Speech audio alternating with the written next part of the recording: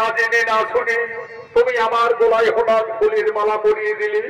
কুমার, আমাকে সোম দেবী মা মনসা স্বপ্ন যোগে সকলেই জানিয়েছিলেন, বলেছিলেন বেহুলা যদি কোনোদিন ফুলের বাগানে কোনো রাজকুমারের সঙ্গে দর্শন হয় তাহলে সেই জানবে তোমার মনের মানুষ।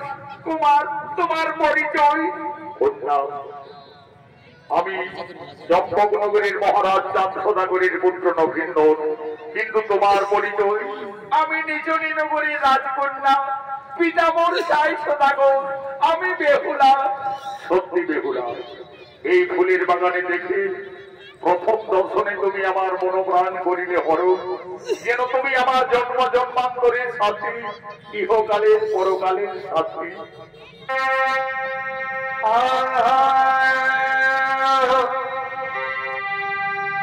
তোমায় দেখা যেন মনে হয়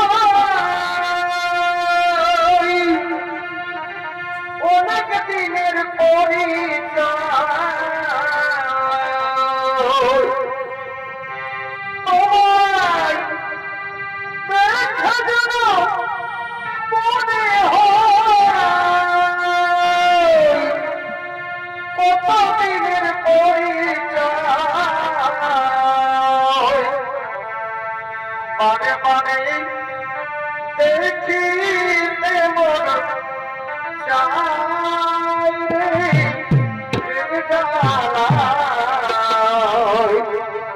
কি প্রেমে মনাইলে বন্ধুয়া, কি প্রেমে মনাইলে বন্ধুয়া।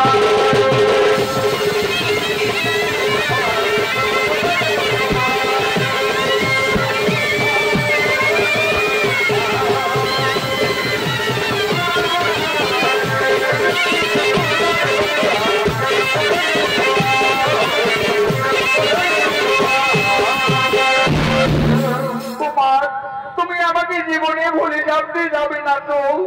তাকে হই রাজকন্যা, এই যে দেবী দেবতাদের মিলন, এই জীবনে আমি তোমায় কোনোদিন ভুলে বাঁচতে পারবো না বেহুলা। আমি তোমায় ভুলে কোনোদিন থাকতে পারবো না।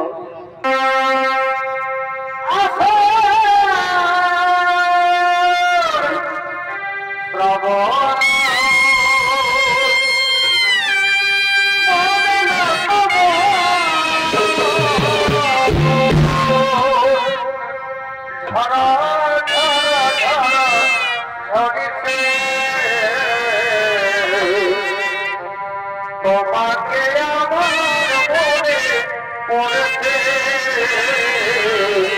তোমাকে আমার মনে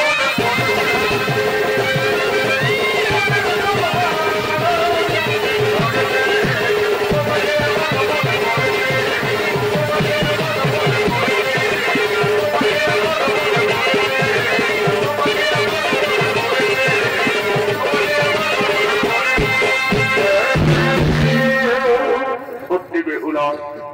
আমি তোমাকে ছেড়ে আর একদিনও বাঁচতে পারবো না।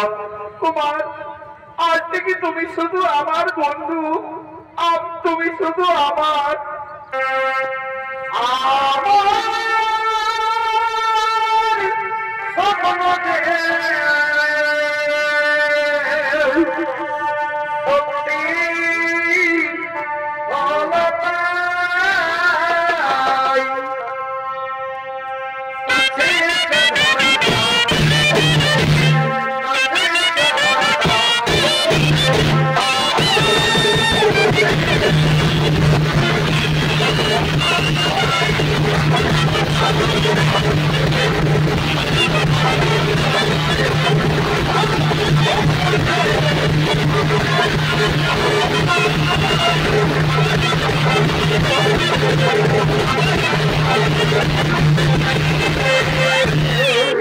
রাজকন্যা বেহুলা, তোমার লজ্জা করে না?